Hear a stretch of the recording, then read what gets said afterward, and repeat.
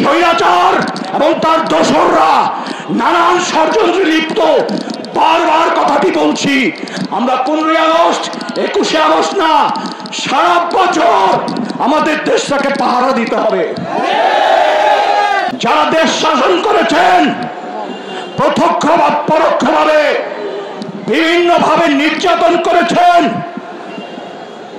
Fascism চালাতে সাহায্য করেছেন, স্বৈরাচারকে শক্তিশালী করেছেন, তিনি রাজনীতিবিদ হন, তিনি শিক্ষক হন, তিনি সাংবাদিক হন, তিনি মানবাধিকার কর্মী হন, তাকে বিচারের আওতায় আনবো। তাদেরকে বিচারের আওতায় আনবো।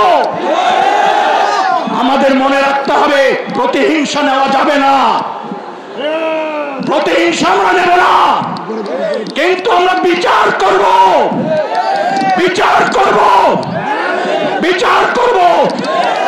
বিচারের ন্যায্যতা থাকবে।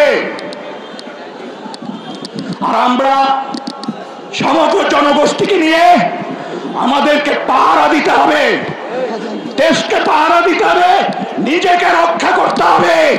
স্বৈরাচার আশেপাশের কিছু দোষ, কিছু লোক, কিছু দেশ আমাদের বিরুদ্ধে ষড়যন্ত্রে লিপ্ত, সেদিকটাই খেয়াল রাখতে হবে।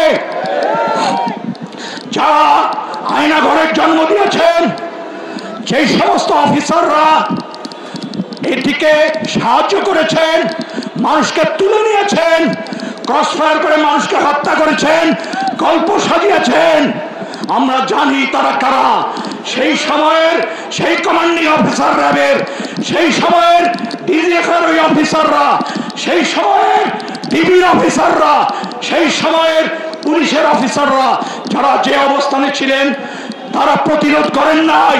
প্রকারান্তরে এই মুষ্টিমেয় লোকের ষড়যন্ত্রে তারা যুক্ত হয়েছেন, তাদেরও বিচারের আওতায় আনতে হবে, তাদেরও বিচারের আওতায় আনতে হবে। ভবিষ্যতে এই ধরনের কাজ এসপি বলেন, ডিজিএফআই বলেন, এনএসআই বলেন, ডিবি বলেন, র্যাব বলেন, কেউ যাতে এই ধরনের কাজ আর না করতে পারে, তেমন একটি বার্তা আমরা দিতে চাই।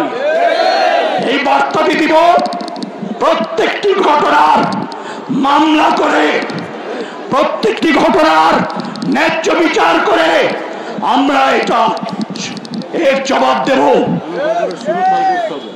এবং ভাইয়েরা মনে রাখতে হবে, এই ঘটনায় যারা শহীদ হয়েছেন, আত্মাহুতি দিয়েছেন, তাদের অনেকের পোস্টমর্টেম হয়নি। তাদের লিস্ট আমরা এখনো পূর্ণাঙ্গ লিস্ট পাইনি। আমরা চেষ্টা করব সেই পূর্ণাঙ্গ লিস্ট তৈরি করতে। আমাদের মাঝে কর্নেল হাসিন, যিনি দীর্ঘদিন আয়নাঘরে ছিলেন এবং আয়নাঘরের বিষয়টি আমাদের মাঝে তুলে এনেছেন, সেই কর্নেল হাসিন এখন আমাদের মাঝে এসে উপস্থিত হয়েছেন। অনেক শহীদ পরিবারের সদস্যরা উপস্থিত হয়েছেন। আমার একটা অনুরোধ থাকবে, আপনারা শৃঙ্খলা রক্ষা করবেন। এখান থেকে আমি আপনাদেরকে নির্দেশনা দেওয়ার মতো অবস্থায় নেই। আপনারা নিজেরা একটু বসে পড়েন, সামনের দিকে, পিছনে দাঁড়ান, কথাগুলি শোনেন।